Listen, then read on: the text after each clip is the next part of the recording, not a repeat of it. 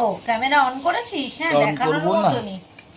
ইলিশ মাছ, সঞ্জয়ের দেওয়া ইলিশের মাথা দিয়ে কুমড়ো ঘন্ট, দু পদ রেঁধেছি। এটা দেখা, আর কিচ্ছু দেখাতে হবে না। এই দেখো না না, আমি বলছি যে এইটা দেখলে হাতের গুণ, হাতের গুণটা দেখো। বুঝতে এত বড় কাতলার গাদাটাকে রীতিমতো রেঁধে নামিয়েছি, এক ফোঁটা ভাঙেনি। বলে এটা হাতের কেরামতি নয়? আমার বর স্বীকার করবে না। এতক্ষণ ঝগড়া করে উঠে তারপরে আবার ক্যামেরা ধরতে এসছে, তোকে না ঢুসুম করে দিতে হয়। চা খেতে বস, চা খেতে বস। দুপুরবেলায় তো মাছ দেখে অনেক গল্প টল্প করলি, এবার চাটা খা দেখি।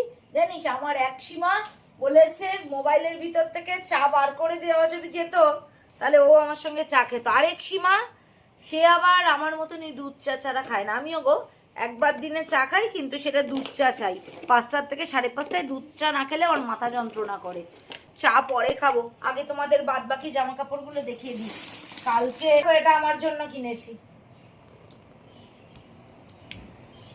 দাঁড়া তো চাটা সরিয়ে নিয়ে, সাদা জামায় যদি চা পড়েছে সুন্দর কালারটা আসবে। এই দেখো,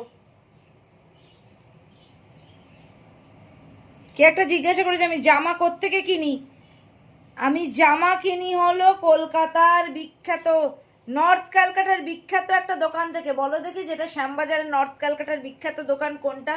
নাইটি সীমা জিজ্ঞাসা করেছিলে, আজকে যে নাইটিটা পরে রয়েছে না সীমা, এটা বারাসাত থেকে। বারাসাত থেকে আমি প্র্যাকটিক্যালি নাইটি কিনি না গো, কিন্তু দু একটা দোকান আছে কলকাতার থেকে আমি নাইটি কিনি, হাতিবাগান থেকে। এটা আমার কেমন হয়েছে বলো?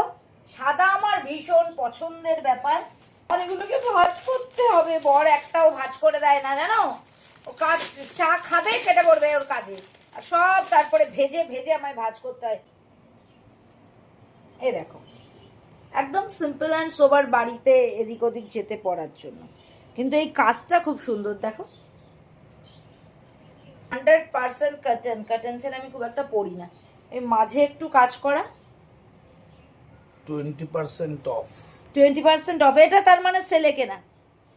দাঁড়াও দাম বলছি, 550 টাকা দাম ছিল, তার উপর 20% অফ, মানে ধরে নাও কত টাকা অফ? 110 টাকা অফ। তো আমার পুজোয় কি কি কুর্তি কিনেছি সেগুলো তো তোমাদের দেখিয়ে দিলাম। এবার কি কি শাড়ি কিনেছি সেটাও পরের দিন দেখাবো।